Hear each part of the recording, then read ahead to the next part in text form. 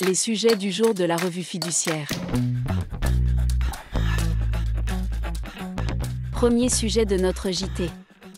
Billet à ordre, modification ultérieure de la date et nullité. Le billet à ordre répond à un formalisme particulier et omettre ou raturer une de ses mentions obligatoires peut en annuler les effets ainsi que sa garantie, comme vient de le rappeler la Cour de cassation. Dans une affaire, une société remet à une banque un billet à ordre, que son dirigeant avalise. Par la suite, la date de souscription initialement apposée sur le billet à ordre est raturée et remplacée par une autre.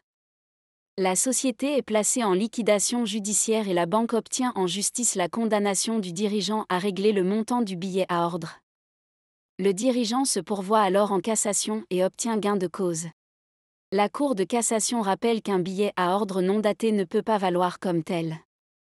Et toute modification de la date non approuvée par le souscripteur équivaut à un défaut de date. Dès lors, le billet à ordre doit, pour la Cour, être considéré comme dépourvu de date, ce qui a pour conséquence de le rendre caduc, ainsi que l'aval donné. Le dirigeant se retrouve donc libéré de son engagement. Deuxième sujet de notre JT. Cession de la résidence principale.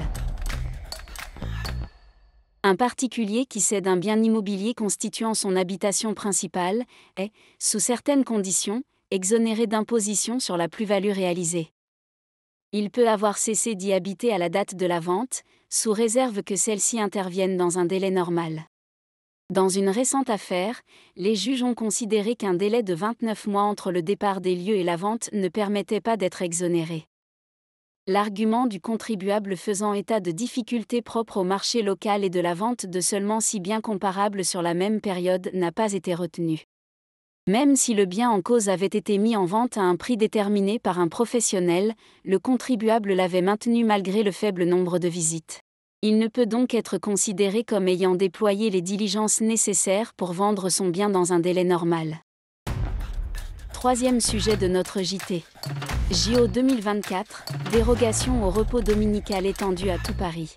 En prévision d'une affluence exceptionnelle de touristes pendant les Jeux olympiques et paralympiques de 2024, des dérogations ont été mises en place pour permettre aux établissements de vente au détail d'ouvrir le dimanche.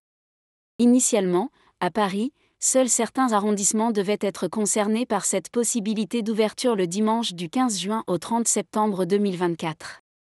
Mais, dans le cadre de consultations menées sur ce point, plusieurs autorités et les maires d'arrondissement ont exprimé le souhait que l'ensemble des arrondissements de la ville soient couverts, pour les 7 secteurs d'activité retenus. Par un communiqué de presse, le préfet de Paris a annoncé que le périmètre d'application des dérogations au repos dominical était élargi à l'ensemble de Paris. Tous les arrondissements de la ville de Paris sont donc visés par cette mesure dérogatoire. Pour rappel, cette dérogation au repos dominical ne pourra pas être imposée aux salariés. L'employeur aura besoin de leur accord écrit.